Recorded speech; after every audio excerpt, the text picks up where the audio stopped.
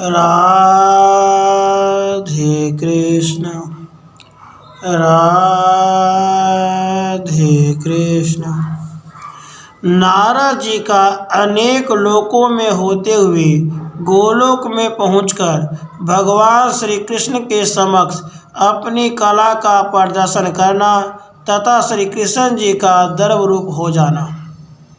भगवान श्री कृष्ण कहते हैं, श्री राधे, इस राग रूप मनोहर एवं गुह्य ज्ञान का उपदेश किसको देना चाहिए, इसका बुद्धिपूर्वक विचार करके नारद जी गंधर्व नगर में गए।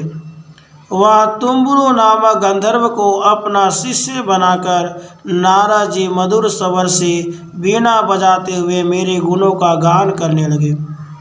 उसके बाद उनके हृदय में यह जिज्ञासा उत्पन्न हुई, किन लोगों के सामने इस मनोहर राग रूप गीत का गान करना चाहिए, उसको सुनने का पात्र कौन है। इसकी खोज करते हुए नारद इंद्र के पास आए। उनको इस विषय का आनंद लेते न देख मुनि श्रेष्ठ नारद सखा तुम्बुरु के साथ राग रागनियों का निरूपण करने के लिए सूर्यलोक में गए। वहाँ सूर्य देव को रथ के द्वारा भागे जाते देख देवर्षि शिरोमणि महामुनि नारद वहाँ से तत्काल शिव जी के पास चले गए।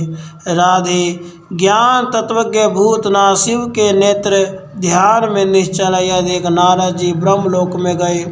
सृष्टिकर्ता ब्रह्मा को सृष्टि रचना व्यग्र देख वे वहाँ भी न ठहर सके। उस स्थान से विष्णु के सर्वलोक वंदित वैकुंठ धाम में चले गए।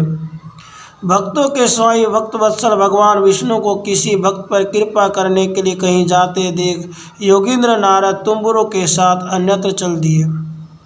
वृषभानु नंदिनी योगीश्वर संतों की गति त्रिलोकी के भीतर और बाहर भी बताई गई है। जो केवल कर्मी है उन्हें वैसी गति नहीं प्राप्त होती। मुनीश्वर नारद करोड़ों ब्रह्मांड समूहों को लांघकर प्रकृति से परे गोलोक धाम में जा पहुँचे। उताल तरंगों से सुशोभित विरजा नदी को पार करके वे शीघ्र ही भरमरों की धमनी से निनादित रमणीय वृंदावन में गए, जो सदा वसंत ऋतु से युक्त है और जहाँ के लता भवन मंद मारुत के झोंके से कंपायमान रहते हैं। वृंदावन से गोवर्धन पर्वत का दर्शन करते हुए नारद जी मेरे निकुंज में आए। निकुंज द्वार पर सखियों ने पूछा, आप दोनों कौन हैं, कहाँ से आए हैं और यहाँ क्या कार्य है।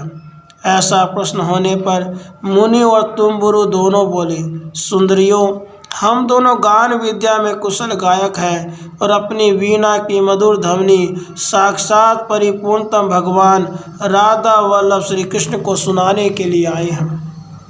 हम वंदी जनों से उत्तम हैं। हमारी यह बात महात्मा श्री कृष्ण से निवेदित कर देनी चाहिए। यह सुनकर सखियों ने उनका संदेश मेरे पास पहुंचाया और मेरी आज्ञा से लौटकर मधुर वाणी में उन बंदियों को भीतर चलने का आदेश दिया। करोड़ों सूर्यों की ज्योति से व्याप्त मेरे निकुंज के आंगन में, जहाँ सब और कौस्तुभ मणि जड़ी थी, मनोहर चंवर डुलाए जा रहे थे। हिलते हुए मोतियों की झालरों से युक्त छत्र तने थे और करोड़ों सखियाँ विराजमान थी। आकर महापद में आसन पर तुम्हारे साथ बैठे हुए मुझ श्री कृष्ण का उन दोनों ने दर्शन किया।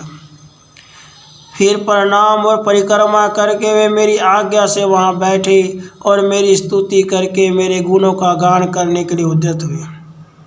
आतोद्य वाद्य विशेष को दबाते और देवदत्त सौरामृतमयी वीणा को झंकृत करते हुए तुम्बुरु सही नारद ने वीणा वादन के द्वितीय कला को प्रस्तुत किया।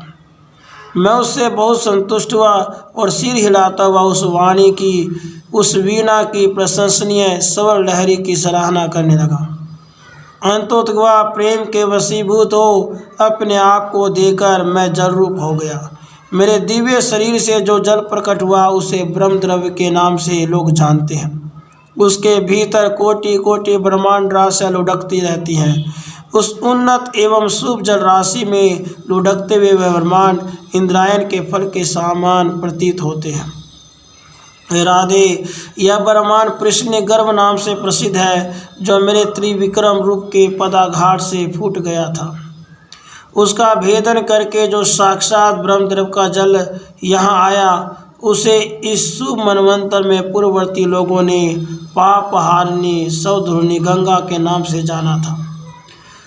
उस गंगा को द्यूलोक में मंदाकिनी, पृथ्वी पर भागीरथी और अधोलोक पाताल में भोगवती कहा गया है। इस प्रकार एक ही गंगा त्रिपथ गामिनी होकर 3 नामों से विख्यात हुई।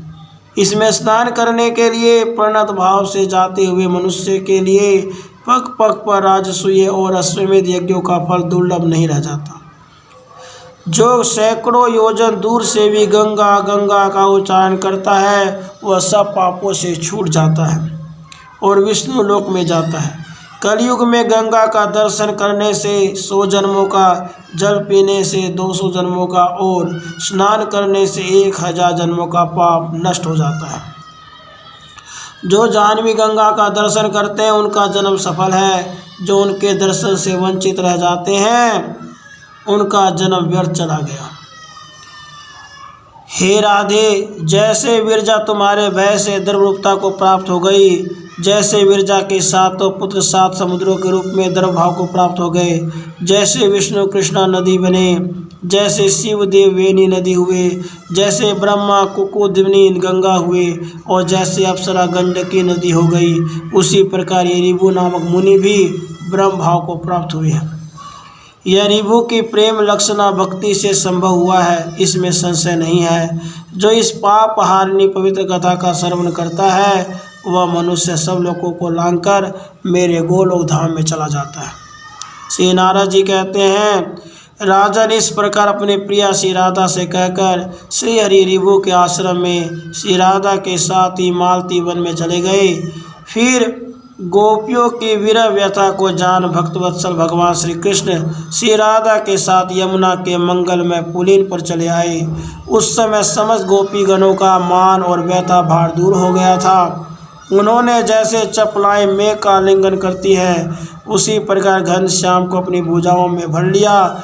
तब से हरि वृंदावन में यमुना के मनोहर तट पर गोपांगनाओं के साथ मधुर स्वर में वंशी बजाने लगे।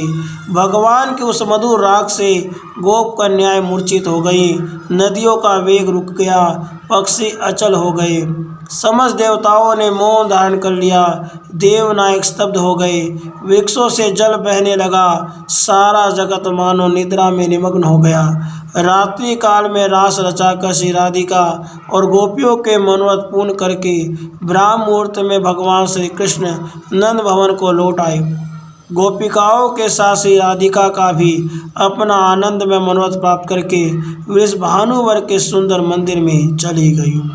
इस प्रकार श्री कृष्ण संहिता में श्री मथुरा खंड के अंतर्गत नारद बहुला संवाद में नारदोपाख्यान नामक 22वां अध्याय पूरा हुआ।